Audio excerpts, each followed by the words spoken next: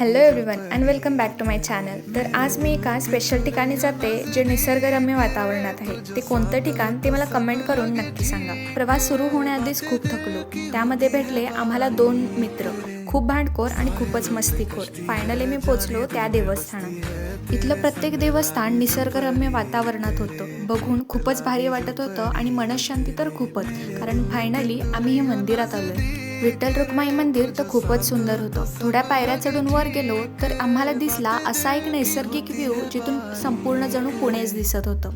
त्यानंतर आम्ही घुसलो देवदेवेश्वर मंदिरमध्ये। प्रत्येक ठिकाणातली प्रत्येक चाहूल नवीनच जाणवत होती। नंदी महाराजांचं दर्शन घेतलं आणि पुढचा प्रवास सुरू केला।